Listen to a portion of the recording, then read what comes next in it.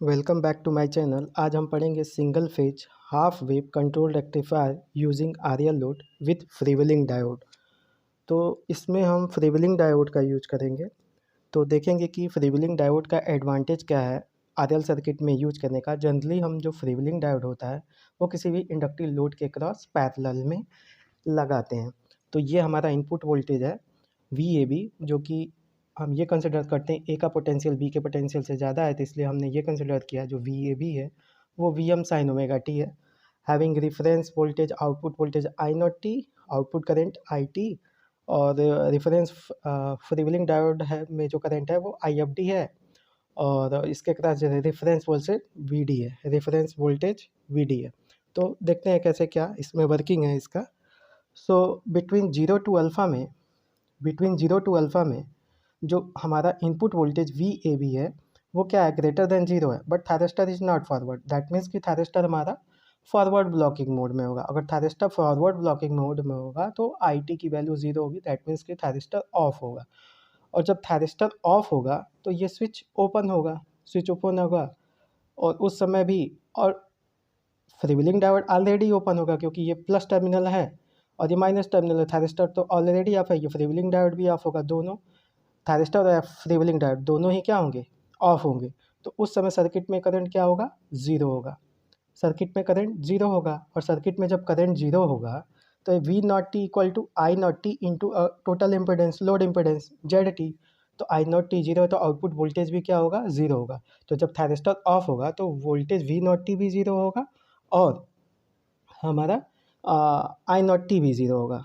तो हमारा we naught T zero रहा, तो इस केस में हमारा ये वी नॉट टी भी ज़ीरो रहा, ओके, और आई नॉट टी भी ज़ीरो रहा, आई नॉट टी भी ज़ीरो रहा, ओके।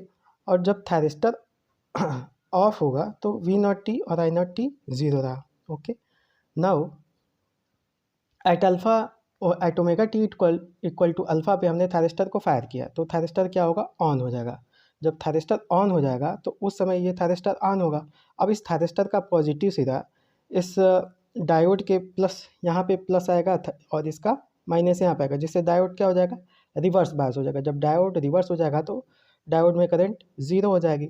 तो इससे जो टोटल करंट होगी, जो सप्लाई सोर्स करंट है, वो थायरिस्टर से होते हुए इसमें आ गई। तो इस समय जो करंट होगा यूँ ऐसे फ्लो होगा, जिसके कारण इंडक्टर क्या करेगा, एनर्जी स्टोर करेगा। और जो इक्वेशन होगी वो एक्सपोनेंशियल फॉर्म में होगी, जो कि होता था V M by Z sine omega t minus five minus V M by Z sine alpha minus theta Z e की power R upon omega L omega t minus alpha, okay.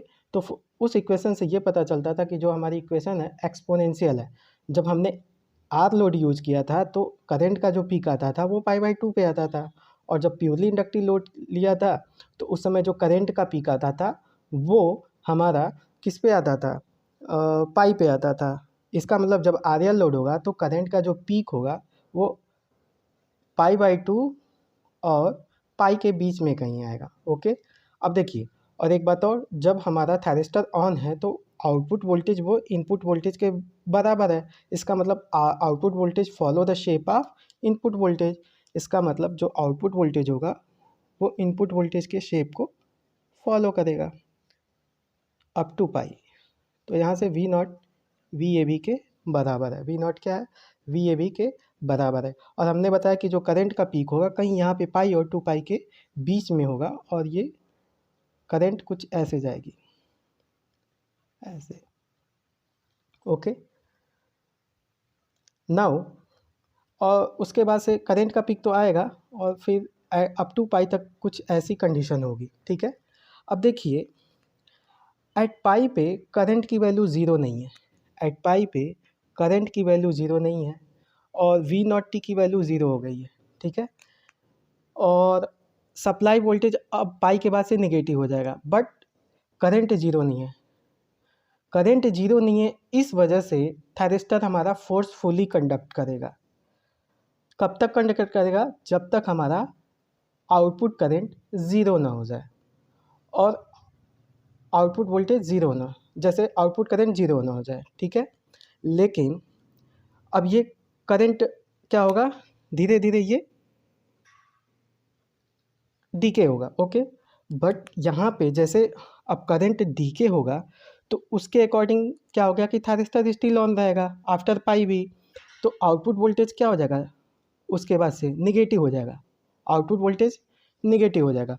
और जैसे ही output voltage negative होगा तो उस समय अब देखिए ये जैसे ही ये निगेटिव होगा आउटपुट वोल्टेज तो ये माइनस है और ये प्लस है, तो ये तुरंत क्या करेगा, वी डी का भी टर्मिनल माइनस है, ये प्लस है, तो ये इसको ये फॉरवर्ड एफ डी को क्या करेगा, फॉरवर्ड बायस कर देगा।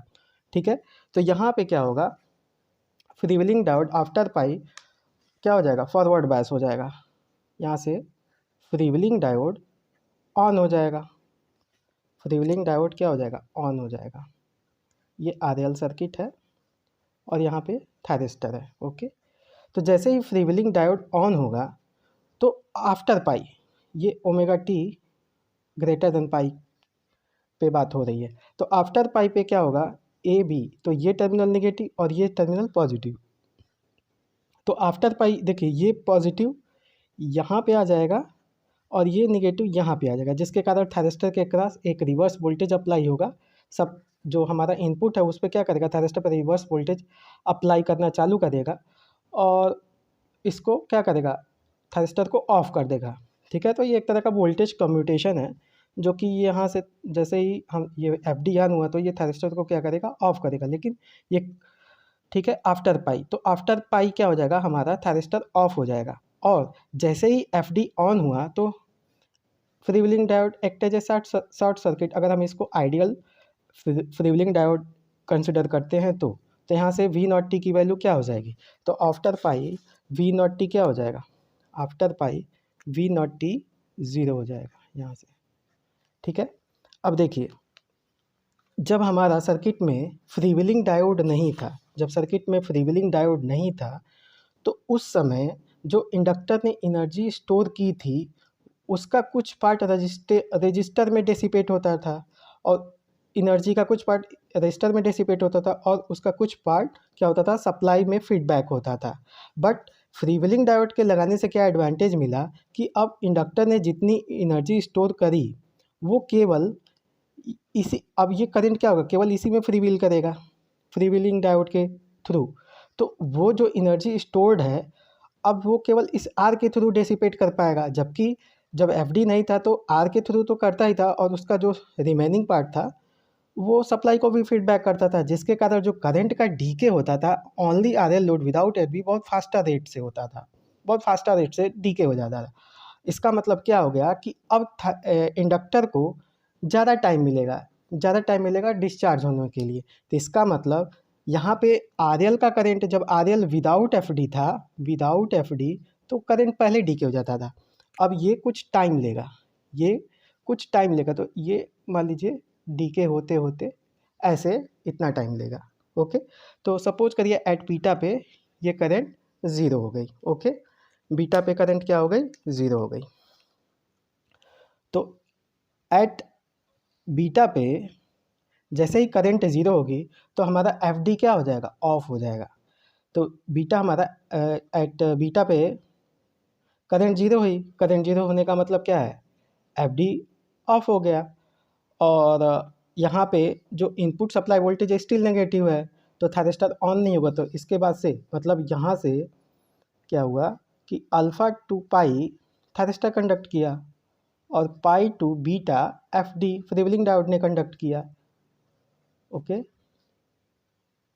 यहाँ पे फ्रीव्हीलिंग डायोड ने कंडक्ट किया। Okay, now so up to 2 pi तक तो आउटपुट थायरिस्टर ऑफ रहेगा, एफ डी भी ऑफ रहेगा, तो ये ज़ीरो ही रहेगा। ओके, और ये करंट ज़ीरो ही रहेगा। Between 2 pi to 2 pi alpha में वी ए बी तो greater than zero, simple same condition आ गई। Between 2 pi to 2 pi plus alpha में सेम ये 0 टू अल्फ़ा वाली कंडीशन आ गई, तो उस समय भी ये क्या रहेगा, ज़ीरो ही रहेगा और आउटपुट करंट भी ज़ीरो रहेगा। अब ये क्या होगा, ये करंट फिर पीक पे आएगा, वही सेम कंडीशन, और ये फिर ये कहीं जाके बीटा पे ज़ीरो हो जाएगा। तो ये आउटपुट वोल्टेज आ गया और ये हमारी आउटपुट करंट आ गई। ठीक है, अब देखिए थायरिस्टर के क्रॉस वोल्टेज क्या होगा, जब हमारा थायरिस्टर ऑफ था तो उसके क्रॉस जो वोल्टेज आएगा वो सप्लाई वोल्टेज आएगा, ठीक है, सप्लाई वोल्टेज। तो ये वी ए बी के बराबर आ, और ये जो मैग्नीट्यूड होगा वो वी एम साइन अल्फ़ा के बराबर होगा, ठीक है। ये जो साइन होगा वी एम साइन अल्फ़ा के बराबर होगा। आफ्टर दैट थायरिस्टर कंडक्ट करा अल्फ़ा टू पाई, तो इसलिए output voltage sorry V T के क्रॉस जो वोल्टेज होगा ज़ीरो होगा। और बिटवीन पाई टू अब from pi to 2 pi plus alpha में थायरिस्टर ऑफ है, तो इसलिए जो थायरिस्टर के क्रॉस वोल्टेज होगा वही इनपुट वोल्टेज ही होगा, सप्लाई वोल्टेज। तो ये ऐसे आउटपुट वोल्टेज इसके क्रॉस जो इनपुट वोल्टेज होगा वही अपीयर हो जाएगा, और उसके बाद से फिर ये थायरिस्टर कंडक्ट करेगा तो यहाँ पे सेम रहेगा, मतलब वी टी की वैल्यू ज़ीरो रहेगी, ठीक है। अब देखिए इसमें क्या क्या एडवांटेज है। अब यहाँ पे ये करंट की वैल्यू बढ़ी तो जो करंट का शेप हुआ वो बढ़ा, और दूसरी बात ये कि जब हमने एफडी नहीं लगाया था, जब फ्रीव्हीलिंग डायोड नहीं लगाया था तो निगेटिव स्पाइक आता था, जिसकी वजह से ओवरऑल एवरेज आउटपुट वोल्टेज कम हो जाता था। बट यहाँ पे अब वो निगेटिव स्पाइक नहीं आ रहा है, तो इसकी वजह से केवल हमको पॉजिटिव वोल्टेज मिल रहा है, तो जिसकी वजह से टोटल एवरेज आउटपुट वोल्टेज क्या हो गया, इंक्रीज़ हो गया, और शेप ऑफ करंट भी क्या हो गया, इंक्रीज़ हो गई। अगर हम एल की वैल्यू को बढ़ा दें, अगर हम इस जो लोड है उसका एल, उसमें इंडक्टेंस की अगर वैल्यू बढ़ा दें तो क्या होगा कि इंडक्टर एक मिनिमम टाइम में ज़्यादा एनर्जी स्टोर करने लगेगा, एक मिनिमम टाइम में ज़्यादा एनर्जी स्टोर करने लगेगा। और जब एफडी कंडक्ट करेगा तो वो ज़्यादा टाइम लेगा डीके होने में। तो हो सकता है कि वो up to 2 pi plus alpha तक में भी जीरो ना हो, और फिर वो करंट क्या हो जाए, फिर एनर्जी स्टोर करे, फिर डीके हो। तो इससे क्या पता चल रहा है कि कंटिन्यूअस कंडक्शन पॉसिबल होगा जब हम एफडी यूज करेंगे। जबकि अभी के केस में तो बीटा पे डीके हो जाता है जो कि डिसकंटिन्यूअस कंडक्शन है, बट हम अगर एल का वैल्यू बढ़ा दें तो कंटिन्यूअस कंडक्शन पॉसिबल है। तो इससे क्या क्या एडवांटेज मिला, पहला एडवांटेज तो ये मिला एफडी यूज करने का कि जो हमारा आउटपुट वोल्टेज है वो इंक्रीज़ हो गया, ओके, आउटपुट वोल्टेज इंक्रीज़ हो गया। और दूसरा आई नॉट का जो शेप है, शेप क्या हुआ, इम्प्रूव हुआ। शेप इम्प्रूव होने का मतलब क्या, हार्मोनिक्स कम हो गए। और तीसरा कंटिन्यूअस कंडक्शन पॉसिबल होगा। और चौथा, अब देखिए जो इनपुट पावर फैक्टर होता है into we S into I S, वो पी नॉट के बराबर होता है अगर हमारा थायरिस्टर आइडियल है तो उस समय इनपुट पावर फैक्टर जो हो जाएगा वो हो जाएगा P naught by V S into I S, okay.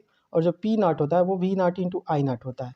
तो जैसे हमने एफ डी यूज किया तो वी नॉट बढ़ा, तो अकॉर्डिंगली हमारा पी नॉट भी बढ़ेगा। तो अब क्या होगा, पी नॉट जब बढ़ेगा तो इनपुट पावर फैक्टर क्या हो जाएगा, इम्प्रूव हो जाएगा। तो A C side input power factor improved, ठीक है। अब हम क्या करते हैं, इसमें एवरेज आउटपुट वोल्टेज कैलकुलेट कर लेते हैं। तो देखिए जो आउटपुट वोल्टेज है वो, इसका टाइम पीरियड क्या है, 2 पाई है, और ये आउटपुट वोल्टेज अल्फ़ा 2 पाई में अपीयर हो रहा है। तो यहाँ से जो एवरेज आउटपुट वोल्टेज होगा V naught average equal to 1/2 pi alpha 2 pi V M sine omega T D omega T. तो जब हम इसको सॉल्व करेंगे तो आएगा V M upon 2 pi 1 plus cos alpha, okay. जो कि सेम केस हो गया जब ये आर लोड के केस में, single phase half wave rectifier R load के केस में आता था, ओके।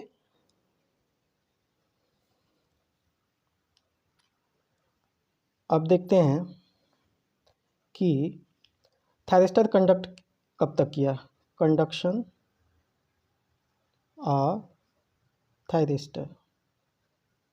तो देखिए थायरिस्टर कंडक्ट कहाँ से कहाँ तक कर रहा है, तो पाई टू अल्फ़ा तक ही तो थायरिस्टर कंडक्ट कर रहा है, ओके।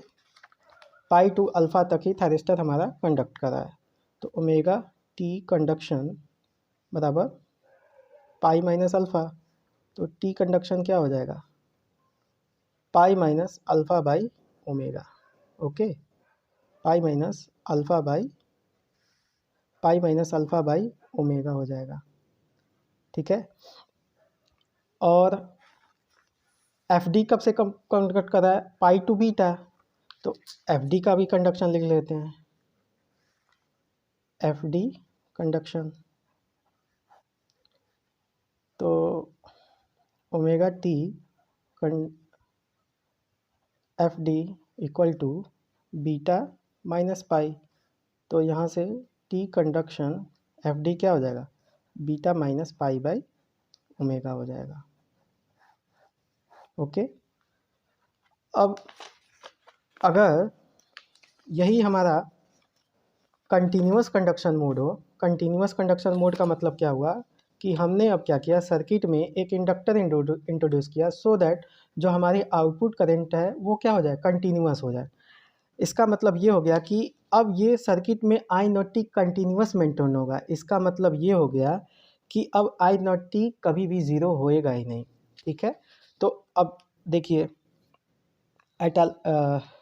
ये तो आउटपुट का वोल्टेज का शेप तो वही आएगा, ये इनपुट वेव फॉर्म है, ये इनपुट है, तो आउटपुट का तो वेव शेप वही आएगा कि एट पाई पे फिर हमारा फ्रीव्हीलिंग डायोड ऑन हो जाएगा। और चूँकि ये कंटिन्यूअस कंडक्शन मोड है तो हमारा आई नॉट टी क्या होगा, आई नॉट टी कॉन्स्टेंट होगा एकदम। अब ये जैसे देखिए टाउ बराबर होता है एल बाई आर, ओके। अगर हम एल को बढ़ाएंगे तो टाउ क्या हो जाएगा, टाउ अगर टेंस टू इन्फिनिटी, मतलब इंडक्टर को इनफाइनाइट टाइम लगेगा डिस्चार्ज होने में, मतलब जो inductor current I naught T almost constant हो जाएगी, ऑलमोस्ट कांस्टेंट हो जाएगी, ओके।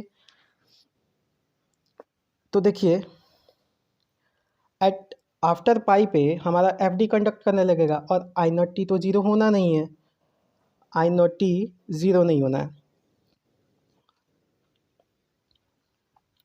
तो यहाँ से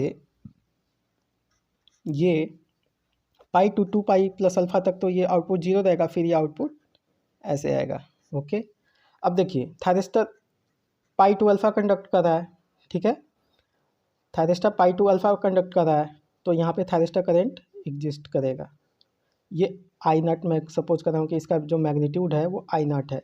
अब इस केस में इधर में थायरिस्टर कंडक्ट नहीं कर रहा है, तो इधर में क्या होगा, देखिए जैसे ही ये सप्लाई वोल्टेज रिवर्स होगी तो एफ डी कंडक्ट करेगा, तो मतलब पाई टू पाई प्लस अल्फ़ा तक में, देखिए पाई टू पाई प्लस अल्फ़ा तक में तो एफ डी कंडक्ट करेगा क्योंकि ये कंटिन्यूअस कंडक्शन मोड है, ठीक है, ये थायरिस्टर कंडक्ट करेगा। तो पाई टू पाई प्लस अल्फ़ा में एफ डी कंडक्ट करेगा। तो देखिए ये टू पाई के पास से ये इतना, ये जो रेंज है ये अल्फ़ा है, तो इसमें एफ डी कंडक्ट कर रहा है, तो इस रेंज में भी क्या कंडक्ट करेगा, एफ डी कंडक्ट करेगा। तो इसलिए यहाँ पे आई टी क्या होगा, ज़ीरो होगा। तो यहाँ पे एफ डी कंडक्ट कर रहा है तो आई टी ज़ीरो हुआ, फिर यहाँ पे एफ डी कंडक्ट करेगा जिसका मैग्नीट्यूड क्या होगा, आई नॉट होगा, ओके। अब देखिए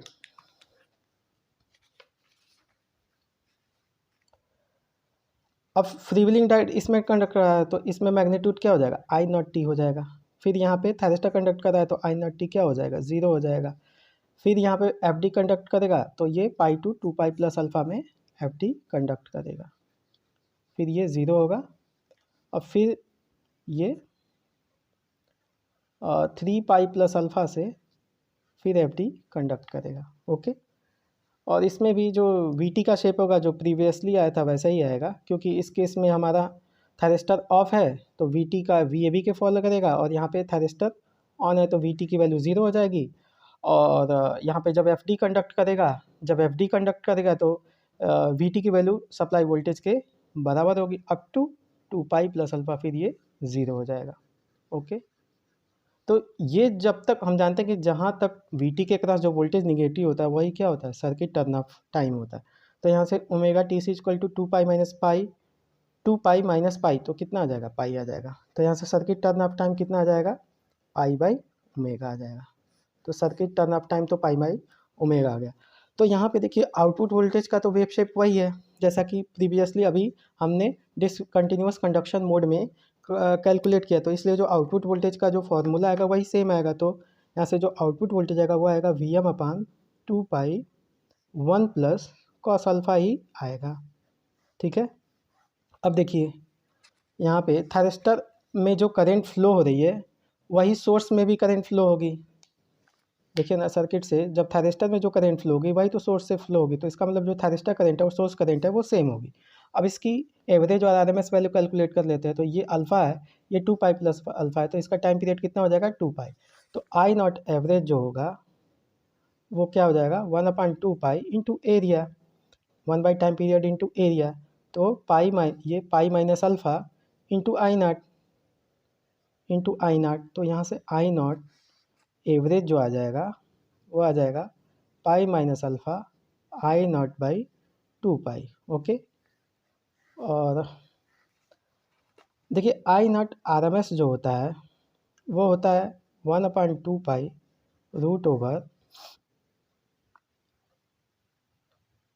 जहाँ से डिवाइस कंडक्ट करेगी तो ये अल्फ़ा से पाई कंडक्ट कर रहा है, और आई नॉट टी का whole square D T. Okay, तो ये जो पोर्शन क्या कर रहा है कि अगर हम आई नॉट का स्क्वायर कर दें, अगर आई नॉट का स्क्वायर कर दें तो अगर इसका एरिया ले लें और उसको 2 पाई से डिवाइड कर दें तो हम आर एम एस वैल्यू निकाल लेंगे।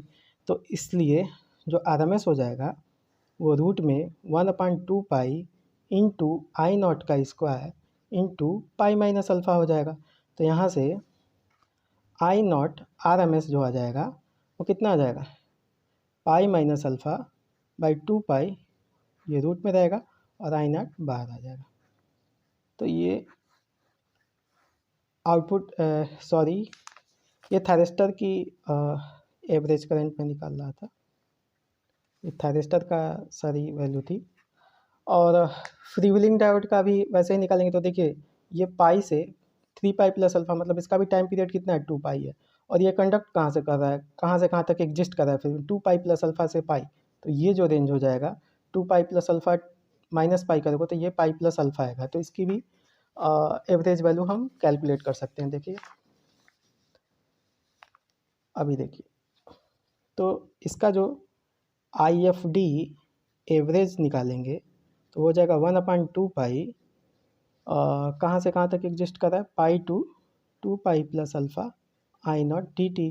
तो यहाँ से आ जाएगा I naught into 2 pi plus alpha minus pi करोगे तो pi plus alpha divide by 2 pi आ जाएगा। तो ये आई एफ डी एवरेज हो गया। Similarly I F D R M S कितना आ जाएगा I naught pi plus alpha divide by 2 pi आ जाएगा। ठीक है, और circuit turn off time already बता चुका हूँ, वो पाई हो जाएगा तो टी सी बराबर पाई बाई ओमेगा हो जाएगा। ठीक है, तो आई थिंक ये रहा। अच्छा, इसमें और एक चीज़ और देख लेते हैं, थायरिस्टर कंडक्ट का कहाँ से कहाँ तक करा है। तो टी सी बराबर हो जाएगा कंडक्शन थायरिस्टर का पाई माइनस अल्फ़ा से ओमेगा हो जाएगा, और एफ डी कहाँ से कहाँ तक कंडक्ट कर रहा है 2 पाई प्लस अल्फ़ा 2 पाई। तो एफ डी का भी कंडक्शन टाइम निकाल सकते हैं। तो फिलहाल इतना ही इम्पोर्टेंट है। Thank you.